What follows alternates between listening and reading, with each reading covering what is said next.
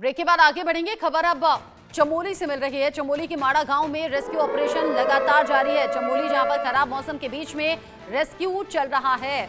चमोली 8 मजदूरों का रेस्क्यू जारी है। 8 मजदूरों को निकालने की कोशिश है। आज 14 मजदूरों को बचा लिया गया। अब तक 47 मजदूरों को कुल मिलाकर बचाया गया है। 55 मजदूर यहां पर फंस गए थे। पीएम मोदी ने सीएम धामी से फोन पर बात भी की है। पीएम ने हर संभव मदद का भरोसा दिया है। सीएम धामी चमोली के लिए रवाना भी हो गए हैं। चमोली में बचाव कार्य का जायजा लेंगे सीएम पुष्कर सिंह धामी। बड़ी खबर, बड़ा अपडेट इस वक्त का। चमोली में रेस्क्यू ऑपरेशन जारी है। कई तस्वीरें सामने आ रही हैं रेस्क्यू ऑपरेशन की, जिसमें अपनी जान दांव पर लगाकर जो जवान हैं वो फंसे हुए मजदूरों को निकालने का काम कर रहे हैं। साथ ही साथ रोंगटे खड़े कर देने वाली तस्वीरें। लगातार बर्फबारी के बीच में ये रेस्क्यू का काम जारी है। मौके पर राहत बचाव टीम पहुंची हुई है। पीएम मोदी ने सीएम धामी से फोन पर बात करके हालात के बारे में जानकारी ली है। लगातार लोगों के रेस्क्यू अभियान को चलाया जा रहा है और हमारा प्रयास है जल्दी से जल्दी सभी जो फंसे हुए श्रमिक हैं सभी जल्दी से जल्दी बाहर निकलें, सभी को सकुशल बाहर निकाला जाए। उसके लिए हर संभव प्रयास चल रहे हैं। आदरणीय प्रधानमंत्री जी ने भी अभी दूरभाष पर सारी जानकारी ली है और हर संभव सहायता का उन्होंने आश्वासन भी दिया है। और पूरे प्रदेश भर के अंदर अन्य जगह पर बारिश के बाद, इस बर्फबारी के बाद क्या स्थिति है उसके बारे में भी उन्होंने जानकारी ली। और केंद्र सरकार और आदरणीय प्रधानमंत्री जी का कार्यालय लगातार यहाँ संपर्क में है। हम हर संभव कोशिश कर रहे हैं कि जल्दी से जल्दी सभी को बाहर निकाला जाए। अब अभी 14 लोग और मिले हैं और सभी सकुशल बताए जा रहे हैं, तो जल्दी जो बचे हुए लोग हैं उनको भी जल्दी निकाल लिया जाएगा।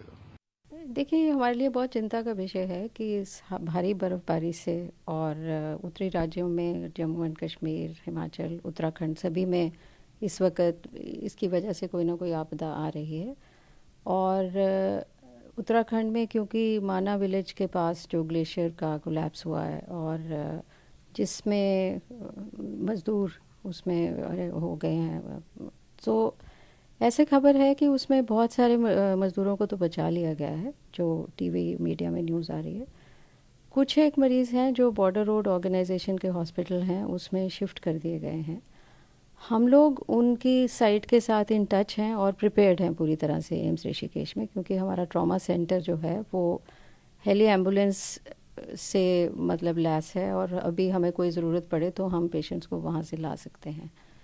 लेकिन उसके लिए हमें अभी तक कोई रिक्विजिशन नहीं आई है, लेकिन जैसे ही ज़रूरत पड़ेगी और उनको ऐसी हालत में मरीज़ होंगे और ऐसी जगह पे होंगे जहाँ पे हेलीकॉप्टर लैंड कर सके, तो वहाँ से पेशेंट्स को एयरलिफ्ट कर लिया जाएगा।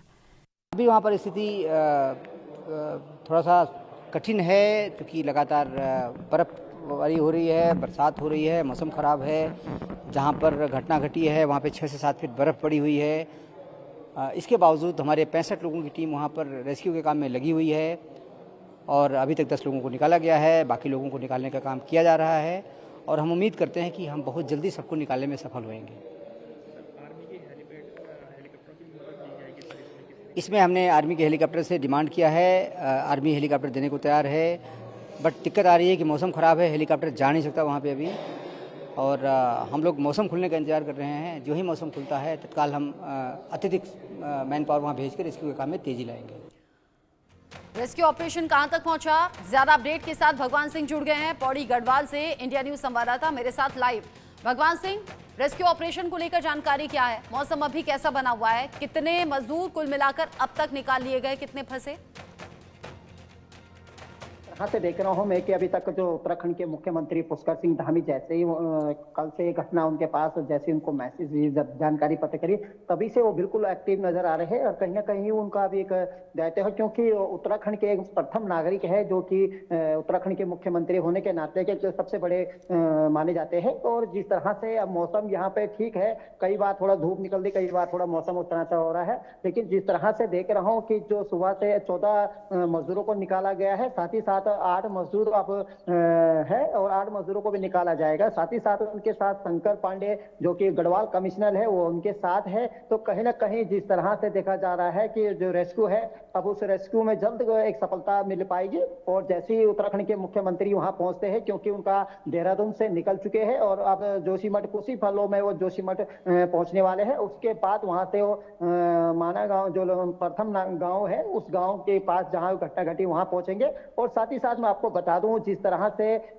जब से ये कल से ये घटना जो हुई है तब से लेके अब तक उत्तराखंड के मुख्यमंत्री हर पल पल के अपडेट अपनी केंद्र नेतृत्व के पास भेजे जा रहे हैं और उनसे पूछा जा रहा है कि अब तक इसमें क्या किया है और क्या व्यवस्था हो रही है, क्या कोई दिक्कत है। या जिस तरह से एसडीआरएफ की टीम है, एनडीआरएफ की टीम हो, चाहे सेना के जवान हैं, और जिस तरह से देखा जा रहा है कि जो घटना घटी है इस घटना से कहीं ना कहीं पूरे विश्व में एक इस समय माहौल ये है कि उत्तराखंड की सबसे ज्यादा क्षेत्र जो माना जाता है देवभूमि का क्षेत्र है और देवभूमि में इस तरह की जो चीजें देखने को मिल रही है, तो कहीं ना कहीं अब जो स्थानीय लोग हैं वो भी यही कह रहे हैं कि दुआ यही कर रहे हैं कि जल्द से जल्द उत्तराखंड के भगवान मुख्यमंत्री सिंह, आप रहिए मेरे साथ में, लाइव उत्तराखंड तस्वीरें मिल रही हैं। पुष्कर सिंह धामी हेलीकॉप्टर में इस वक्त मौजूद हैं और जैसा आपने सुबह भी जानकारी दी थी कि हेलीकॉप्टर से हवाई सर्वे वो कर सकते हैं, हेलीकॉप्टर के जरिए वो देख सकते हैं कि क्या रेस्क्यू ऑपरेशन अभी चल रहा है और कहां तक पहुंचा, किस तरीके से वहां फंसे हुए मजदूरों को निकालने का काम जारी है।